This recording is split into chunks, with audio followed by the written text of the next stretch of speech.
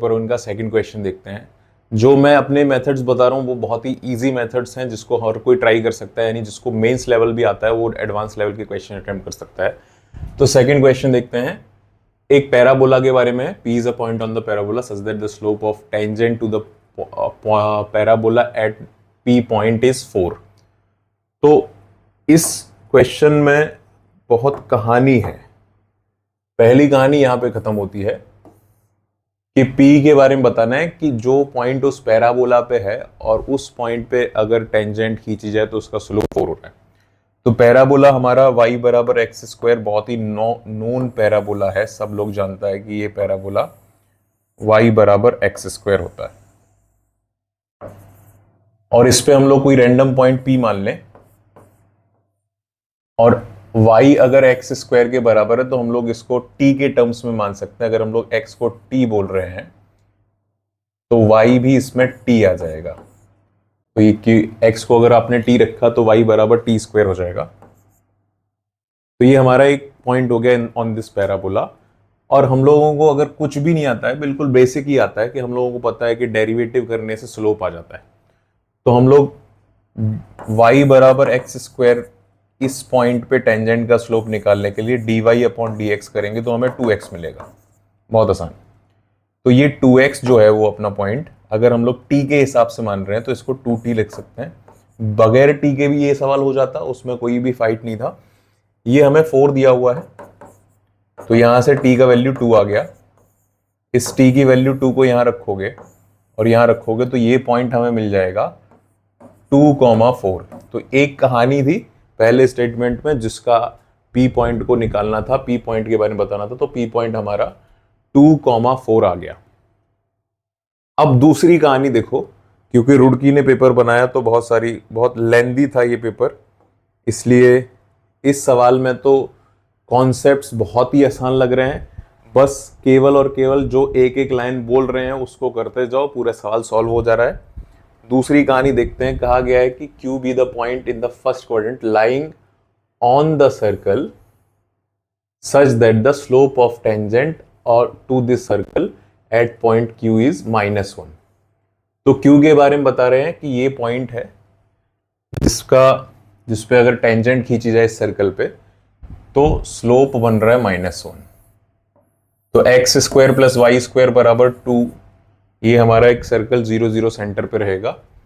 इस पे एक रैंडम पॉइंट अगर हम लोग माने तो 2 cos थीटा √2 cos थीटा यानी r cos थीटा और r sin थीटा के अकॉर्डिंग ऐसा मान सकते हैं।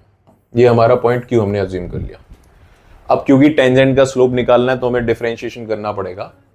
हमारा फंक्शन ये है, इसको डिफरेंशिएट करेंगे तो आ जाएगा 2x स्क्वायर का 2x, y स्क्वायर का 2y y dash is equal to 0।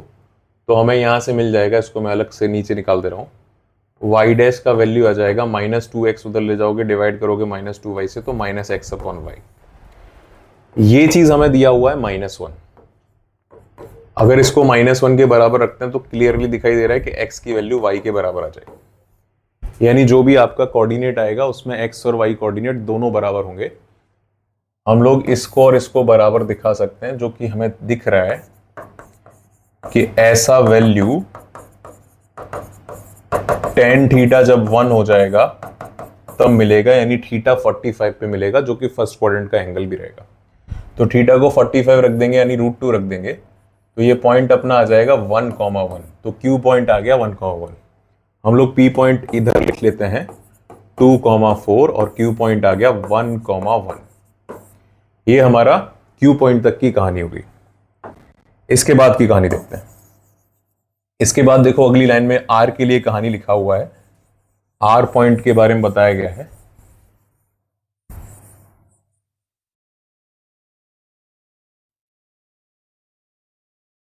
तो R पॉइंट के बारे में बताया गया है कि वो इस एलिप्स पे एक पॉइंट है जिसका स्लोप ऑफ टेंजेंट -1/2 है।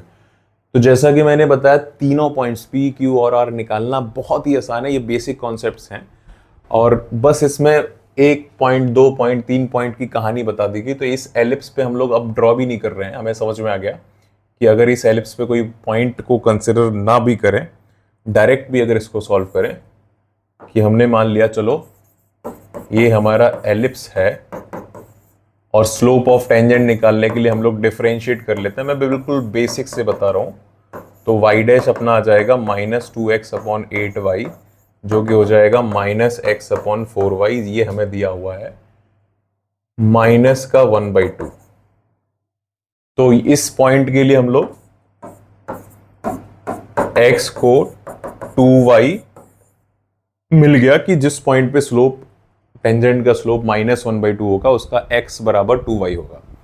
उसको आप सिंपली इसमें रख देते हैं, x की वैल्यू 2y इसमें रख दिया तो बनेगा ये 4y² plus 4y² is equal to 8। साफ दिखाई दे रहा है कि y² यहां से 1 आ जाएगा और y का वैल्यू आ जाएगा +-1।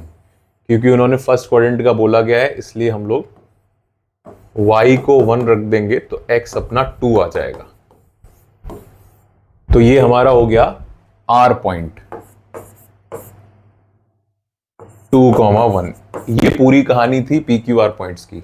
अब इसके बाद क्या पूछा गया है, हमें पूछा गया है radius of the circle passing through the point PQR। यानी अगर देखा जाए तो ये सरकम सर्कल के टाइप का सवाल था, सरकम रेडियस के बारे में पूछा गया है। देखते हैं PQR को प्लॉट करके। तो PQR को अगर हम लोग प्लॉट करें तो Q हमारा, इस पे मार्किंग कर देते हैं थोड़ा सा,